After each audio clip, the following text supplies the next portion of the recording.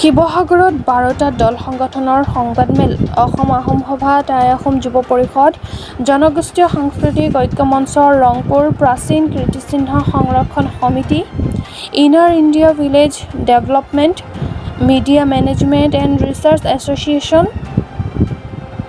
Ahom royal society Tai Ahom সাংস্কৃতিক বিকাশ কেন্দ্ৰ আজান ফকীৰ গৱেষণা কেন্দ্ৰ টাই সাহিত্য সভা পশুঘৰ ইকোটুৰিজম ডেভেলপমেণ্ট পূৰ্বাঞ্চল টাই সাহিত্য সভা আদিকে ধৰি কেইবাটাও সংগঠনৰ এই সংবাদমেল সম্বোধন উজনি অসমত সাম্প্ৰদায়িক গোষ্ঠীগত আৰু ভাষিক সংঘৰ্ষ কেতিয়াও সমৰ্থন নকৰে এই ১২টা দল সংগঠনে।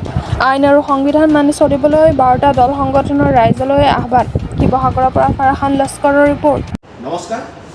প্ৰথমতে আমি সকলো অসমবাসী তথা ভাৰতবাসীক আমি শ্ৰদ্ধা আৰু শুভেচ্ছা যাচিছোঁ যে আমাৰ দীৰ্ঘ বিৰতীয়া দীৰ্ঘ সংগ্ৰামৰ মূৰত আমাৰ অবিভক্ত শিৱসাগৰে এখন বিশ্ব ঐতিহ্য পালে আৰু সেই বিশ্ব ঐতিহ্য হৈছে উত্তৰ পূৰ্বাঞ্চলৰ প্ৰথম আৰু সদ্যহতে ভাৰতৰ প্ৰধানমন্ত্ৰী নৰেন্দ্ৰ মোদী ডাঙৰীয়াই ২০১৯ চনত ঘোষণা কৰিছে আমাৰ সৰ্বভাৰতৰ ৫খন আইকনিক চিটি।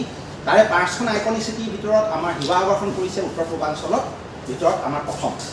সেইকাৰণে আমি খুব গৌৰৱান্বিত আৰু সৌভাগ্য যে আমি দুটা বৃহৎ ইতিহাসৰ দিশত এখন বিশ্ব ঐতিহ্য আৰু এখন আইকনিক চিটি পাইছোঁ অবিভক্ত শিৱসাগৰ। সেয়ে আমি ইতিমধ্যে আমি কেইবাবাৰো এয়া প্ৰথম আমি প্ৰেছ মিটখন দিছোঁ, তাৰ আগতে আমি কৈছোঁ সময়ত চাৰিওফালে উত্তপ্ত এটা পৰিস্থিতি হৈ আছে যদিও আমি প্ৰথমতেই অবিভক্ত শিৱসাগৰ জিলাত চৰাইদেউ ঐতিহ্য ক্ষেত্ৰ পোৱাৰ ক্ষেত্ৰত ভাৰত চৰকাৰ আৰু অসম চৰকাৰৰ ভূমিকাক আমি আদৰণি জনাইছোঁ আৰু আমি ভাবিছোঁ যে সঁচা অৰ্থত চৰাইদেউ বিশ্ব ঐতিহ্য ক্ষেত্ৰৰ কামবোৰ সুন্দৰভাৱে পৰিচালিত হওক, তাত কাষত যাতে ওচৰে পাঁজৰে। নমস্কাৰ সাংবাদিক বন্ধুসকল, ইতিমধ্যে আমাৰ ডক্টৰ জাকিৰ আলম আৰু সুৰেন্দ্ৰ ৰাজখোৱা ডাঙৰীয়াই কেইবাটাও কথা আপোনালোকৰ অৱগত কৰিছে। আমি সকলোৱে জানো যে শিৱসাগৰ উজনি অসমৰ প্ৰাণকেন্দ্ৰ বা সমগ্ৰ অসমৰে প্ৰাণকেন্দ্ৰ হৈছে শিৱসাগৰ। অবিভক্ত শিৱসাগৰ হৈছে সম্প্ৰীতি আৰু সমন্বয়ৰ পীঠস্থান। ইয়াত স্বৰ্গদেউ চুকাফাৰ পূৰ্বৰে পৰা যিসকল জাতি জনগোষ্ঠী আছিলে, চুকাফা অহাৰ পিছত এটা বেলেগ এটা পৰিৱেশ। মই এটা কথাই ক'ব খুজিছোঁ যে এখন গণতান্ত্ৰিক দেশত শান্তিপূৰ্ণ শৃংখলাবদ্ধ গণতান্ত্ৰিক আন্দোলন কৰাত কাৰোৰে কোনেও বাধা কৰিব নোৱাৰে।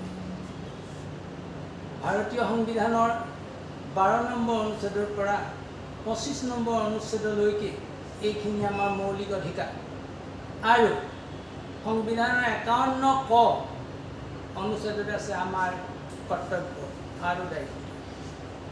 এইখিনি আমি যদি মৌলিক অধিকাৰৰ ভিতৰত ধৰি লওঁ তেতিয়াহ'লে শিৱসাগৰবাসী হিচাপে, বিশেষকৈ সাংস্কৃতিক নগৰী হিচাপে, শৈক্ষিক নগৰী হিচাপে আৰু আধুনিক নগৰী হিচাপে আমি য'ত আইকনিক চিটি হ'বলৈ গৈ আছে, আমাৰ পূৰ্বপুৰুষসকলে শিৱসাগৰ যি মৰ্যাদা দিছে, অসমে যিটো গোটেই অসমখন শিৱসাগৰৰ পৰাই চলি থকা যেন এটা সময়ত অনুভৱ হৈছিল যে শিৱসাগৰ শৈক্ষিক দিশত হওক, ৰাজনৈতিক দিশত হওক, সামাজিক দিশত হওক, সকলো ক্ষেত্ৰতে সমানে আগবঢ়া আছে।